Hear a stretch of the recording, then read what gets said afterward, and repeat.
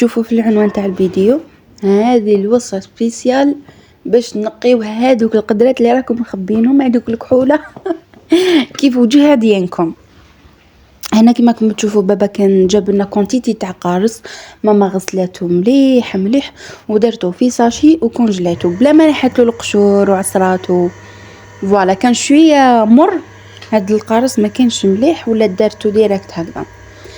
حطيته في الماء باش يطرى لي شويه، وبديت نحي في الدخلاني تاعو، هذا اللب تاعو. انتم يا البنات الا كان عندكم قارص طازج احكموا ابشروه، المبشور هذاك كونجليوه والعصير ثاني خبيوه واستعملوا هذاك اللي يبقى. دروك كيما راكم تشوفوا انا هنا عذبني شويه، حكمت هذه العصاره وبديت نعبز عليها هكا باش تطرى وتساعدني باش نحي كامل هذاك الدخلاني. دوك البنات انا ما نسحقش القشور، تقدروا نتوما تنحوه تبرشوه تخبوه طيبوا به مسكوتش ولا اي حاجه، ونسحقوا غير هذاك الابيض اللي الفوق كيما راكم تشوفوا. وهذاك ما حبيتش نرميه، قلت كش ما نديرو كاش عفسه ولا ما يروحش تضيع هكاك.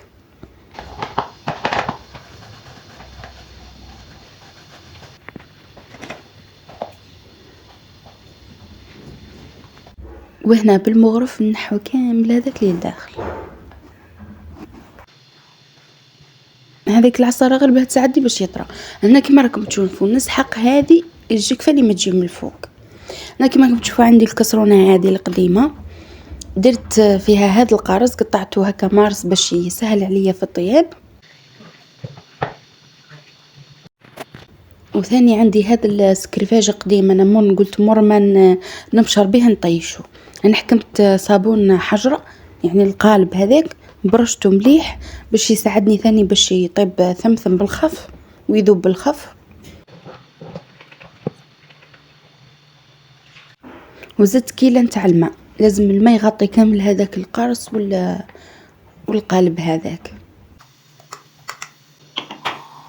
ونحطه يطيب على نار قليله. هنا يا البنات ما تغلطوش الغلطه اللي غلطتها انايا، انه طيبت فوق الكوشه.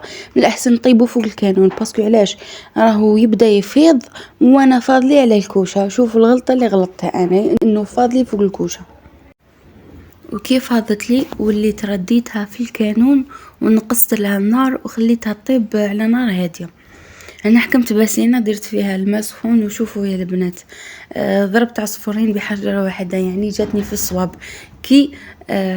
كي فاضت لي باسكو علاش كنت مديسيديه ندير لها ونقيها. وشوفوا ديك كيف فاضت لي وكيف درت لها. شوفوا دوك الرغاوي يا البنات، واحد الرغاوي واحد النقا واحد اللمعه، تهبل تهبل تهبل. قلت نقيها وندير لها الالمنيوم. وشوفوا واحد الرغوه، هذاك القالب والايزيز والجابيل يعطيكم واحد اللمعه ما نحكي لكمش. انا نشكر اختي بزاف بزاف على هذه الوصفه، باسكو الوصفه تاعها نقولها يعطيك الصحه خيتي، ان شاء الله ربي يحفظك ويخلي لك ولادك ويخلي لك صحتك ويخليك تاج فوق راسنا ويعطيك واش تتمنى ان شاء الله.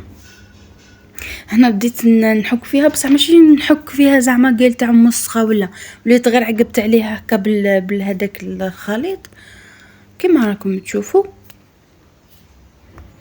وهنا ثاني جبت مويه سخونه تكون نقيه، وبديت نحي في هذاك الرغوه هذيك ونعاود نعصر في الماء ونحي ونعصر نحي ونعصر بلا ما نضل ندير الماء وندير الزرزيق هذا كامل في الكوشه. من بعد حكمت هذه الطرشونه سبيسيال للكوشه تمسح بزاف هايله، بديت نمسح فيها ونقيتها كامل كامل من هذاك الصابون وهذاك الماء كما راكم تشوفوا.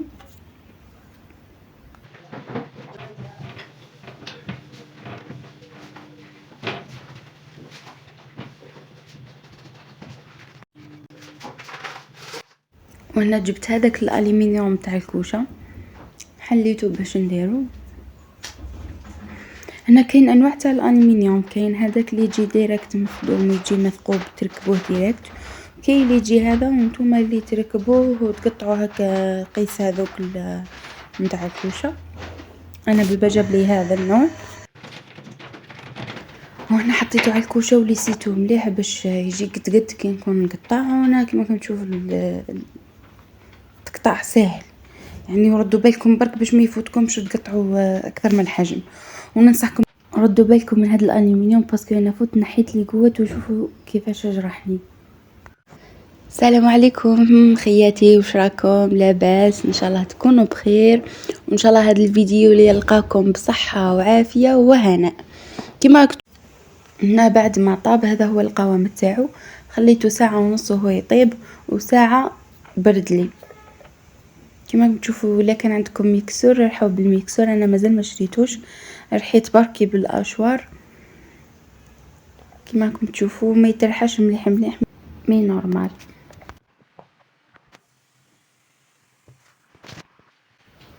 وهنا ندير زوج مغارف نتاع ايزيز وزوج مغارف نتاع جافيل، وشوفوا اللون تاع الخليط كيفاش يتبدل كي درت الجافيل، يعني واللي فاتح ما تستغربوش منه.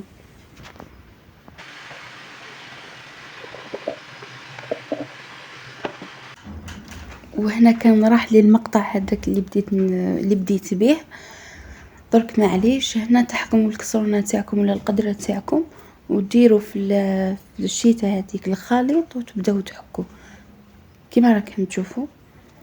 تحكموا هذيك الشيته تغطسوها في الخليط وديروا في الكسرونه وتحكوا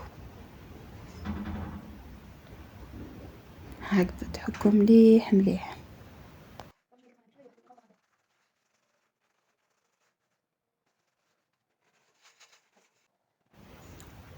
وهنا راكم تشوفوا زيت شويه جافيل، حسيته شويه ناقص من جافيل وليت زدت له شويه. وراكم شفتوا الكسرونه اللي كنت نطيب فيها هذاك الخليط، حكمتها وليت نحك فيها كما راكم تشوفوا، وباش خرج منها يا البنات شوفوا ديجا راكم تشوفوا بعينيكم هنا ديجا واضحه.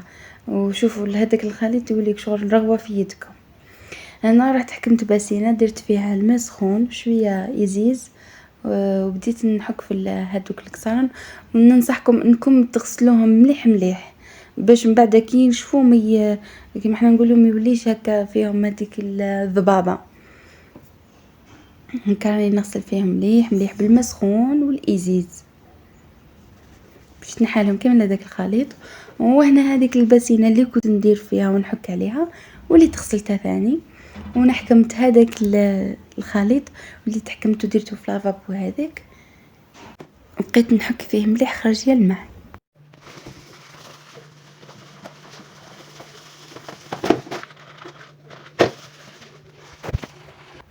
وحكيت مام هذاك الروبوني حكيته بهذا الخليط وبالشتاء والله خرج لي الماء. ومن بعد نفس الشيء كيما الماعن تحكموا الماء سخون والازيز وتعاودوا ديروا رغوه باش يتنحى كامل هذاك الخليط تاعكم. شوفوا يا البنات شوفوا ديك اللمعه والله لمعه. شوفوا هذوك الكسران كيف خرجوا يهبلوا. ونشكر اختي على الوصفه هذه ونقول لك روحي ربي يعطيك ما تتمنى يا ديدي، ويخليك تاج فوق راسنا ويخلي لك وليداتك وزوجك الكريم.